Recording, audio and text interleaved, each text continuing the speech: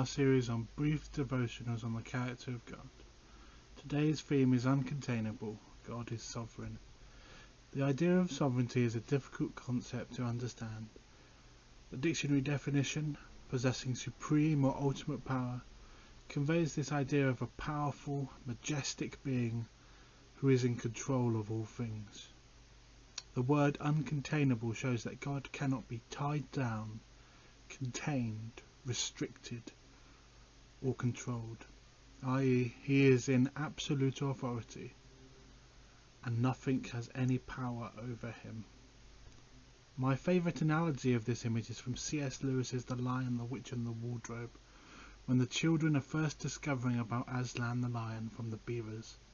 Susan asks if Aslan is safe, to which Mr. Beaver responds, "Of course he isn't safe, but he's good."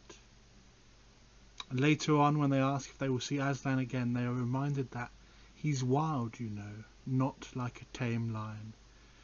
Yes, the lion, the king of all beasts, is the king of Narnia, but he cannot be controlled by the whims of anyone else. The picture conveys a little of the truth of God. Human effort cannot do anything to control God. He goes and does as he pleases, for he is the absolute authority of the whole of creation. He is the Lord of creation. God's sovereignty is a weighty issue that we need to take in good measure with God both as wise and loving. For if God was sovereign but foolish, then he would not be God. And likewise, if he was sovereign but wicked, he again would not be God. God is sovereign precisely because he is wise and he is loving. These three things must be taken together, for if they are not, we will have a skewed picture of God and who he really is, which we may not like. God being sovereign is good news because he has put into motion the whole of creation and he sustains it for his mighty purposes. In the book of Isaiah, in chapter 46, verses 9 to 11, we get a clear description of God's sovereignty at work. It says, "Remember the former things, those of long ago. I am God, and there is no other. I am God, and there is none like me. I make known the end from the beginning, from ancient times, what is still to come. I say, my purpose will stand, and I will do all that I please. From the east I summon a bird of prey, from a far-off land a man to fulfill my purpose. What I have said that I will bring about, what I have planned that I will do." I don't know about you, but I find it overwhelmingly good news that God brings about what he has planned. Primarily because he has a plan and a purpose which he established at the beginning of creation, and he's worked it out through to the end of everything. Yes, God is in complete control. Nothing can rise up against him to contain him. No one can suppress his plans. I find that comforting, especially in these times of great trial and uncertainty due to COVID-19. Whilst the world looks around for answers to questions that they may not have considered for a long time, we already have an answer to these questions. We know who is in control. God is in control. The Bible is full of examples of how God is sovereign over all things. Jesus famously said, "Are not 2 sparrows sold for a penny? Yet not one of them will fall to the ground outside your Father's care." That's from Matthew 10:29. God is also sovereign over nature. He is the creator, the sustainer of all created things. He is sovereign over life itself. He is the giver of life. He is the healer. No virus can get around his sovereignty. God even knows the number of days which have been ordained for us. Psalm 139:16.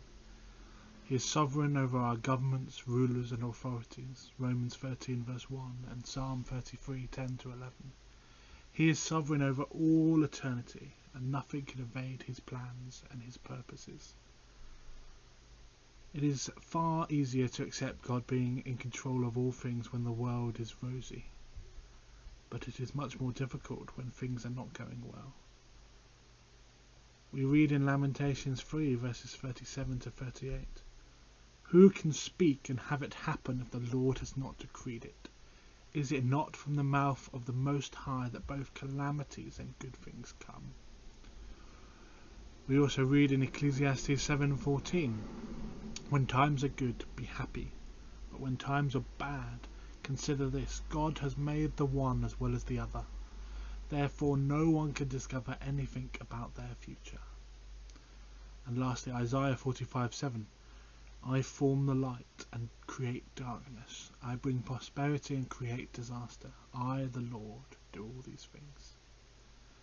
These are hard verses to get our heads around, but I think we would have to conclude that if God is truly sovereign and in control, then he must be in control of even the hardest things in life, the times when life is so painfully unfair or unjust. In the words of Paul, God works in all things for the good of those who love him. Romans 8:28. We don't necessarily understand how this is true, but we trust that God ultimately works all things out for our good and his glory, including our sufferings, especially at this time of COVID-19. Lastly then, we must be under no false pretenses to try and limit God in our own understanding just because we prefer a nicer picture of God than the actual reality. For we are no more capable of diminishing God than we are of being able to make ourselves righteous. Listen to these words from John Risbridger, a minister from an above-bar church, in a sermon he gave a few years ago. We might be tempted to walk away from the idea of the sovereignty of God. We might be tempted to try and diminish God, tempted to try and get him off the hook for the awkward and nasty things in our lives. Here is a great lesson in life for us. It is precisely at those moments when life seems most uncertain and most fragile that we need to cling hardest to the doctrine of the sovereignty of God. What do you want, really, when life is tough? Do you want a mighty God, even though you can't understand him? Or do you want a cut-down little God who can't really help, who is no bigger than your own capacity to imagine? I want the mighty God, the sovereign God. This is the bedrock for our souls. This is our comfort and the source of our strength, the sovereignty of God. The point he makes is clear. If we try to diminish God, we end up with a God who is not worthy of our praise, our adoration, our worship, because he would not be God. He would be limited by our own understandings. The Creator would become lesser than the created thing. So we must simply not allow ourselves to think in this manner. God is sovereign over all things, and that matters because that means he is powerful, he is mighty to save us, and he does become our strength in times of great uncertainty and trial. Without this truth we would have no hope, because God could not be a saviour of all things if he is not in command of all things. So God is uncontainable, he is sovereign. Thank you for watching. God bless.